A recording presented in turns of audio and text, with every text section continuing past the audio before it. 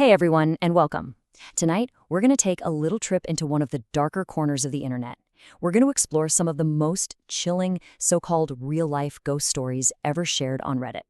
So yeah, you might want to turn down the lights for this one, because it's going to get spooky. Okay, so let's just dive right in.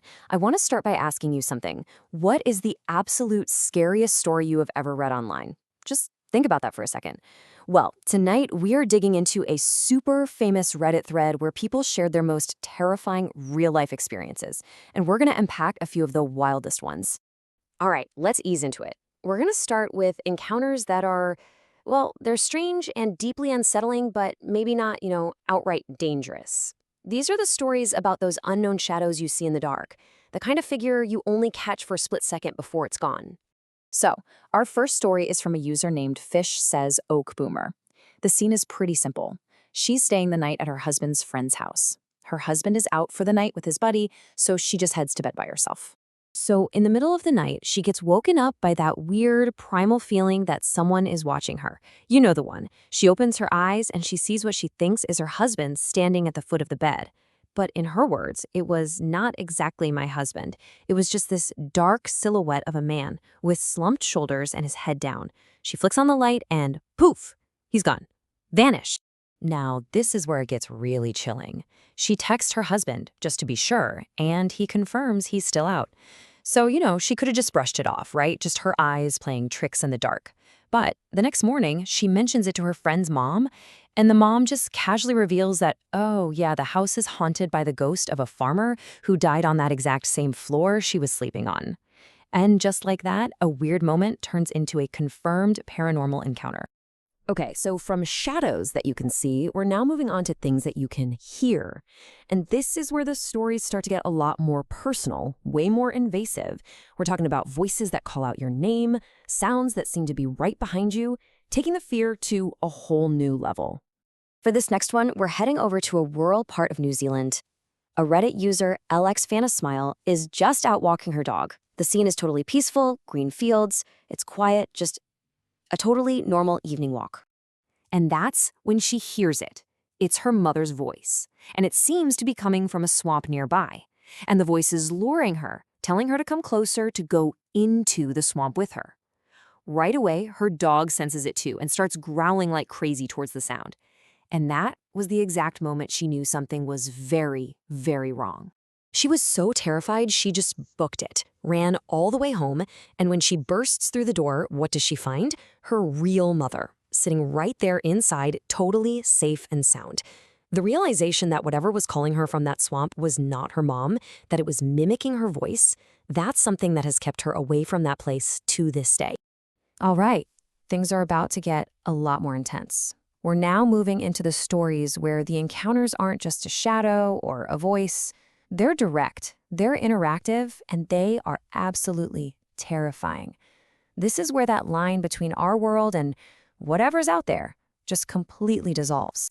This next story actually brings us over to India. A user named LivPiccolo9641 was at Palolem Beach in Goa with her boyfriend during the monsoon season back in 2012. It was the off-season, so the beach was almost totally empty, which just adds to this whole isolated, creepy vibe. So as they're walking along the beach that evening, she suddenly gets this creepy, uneasy feeling. And then she feels this weird, cold brush on her shoulder, but nobody's there. When they get back to their guest house, the owner gives them this super ominous warning. He says, "Don't go there. The ghost of a woman roams on that side." He tells them a girl drowned herself right there and her spirit has haunted the area ever since. So later that night, around midnight, she gets woken up by a noise. It's her boyfriend. He's getting out of bed and he's just silently, methodically putting on his shoes, like he's about to go for a walk. She asks him what he's doing, and he answers in this strange, flat, low voice, "I'm going out. I want to see her. I want to see the ghost." She said his eyes were just completely blank, glassy, like he was sleepwalking, or like something else was pulling the strings, trying to drag him back to that beach. He starts heading for the door. For almost half an hour, she has to physically hold him back, pleading with him, trying to get him to snap out of it. And then, just as suddenly as it started, he just stops. breaks out of the trance and goes back to sleep. The next morning, he remembered nothing. Absolutely nothing. And here's the kicker. He had never sleepwalked a day in his life before that, and he never has since. Okay, and now we've come to the final story. And I have to warn you, this one it's something else.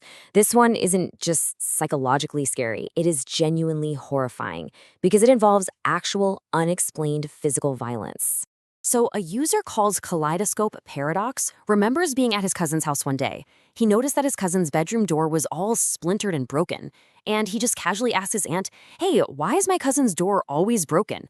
The story she told him in response is absolutely bone-chilling.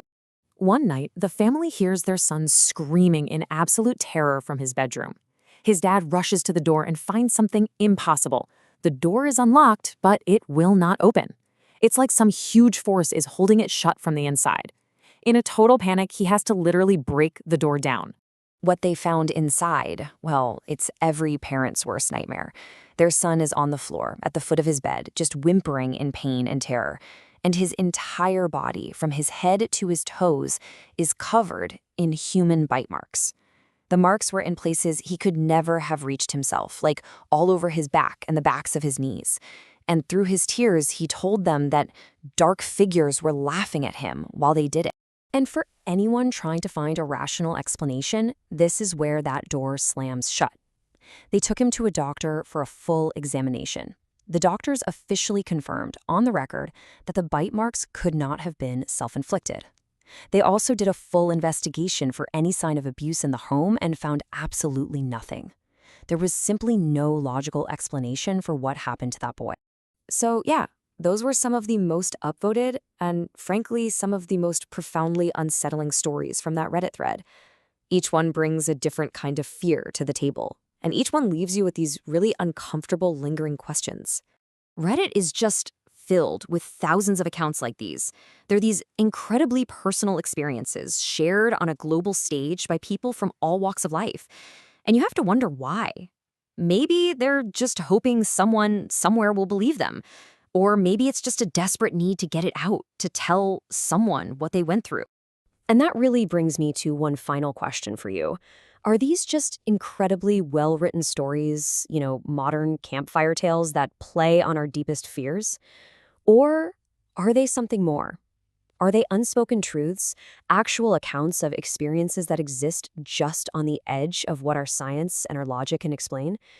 It's definitely something to think about the next time you find yourself alone in the dark.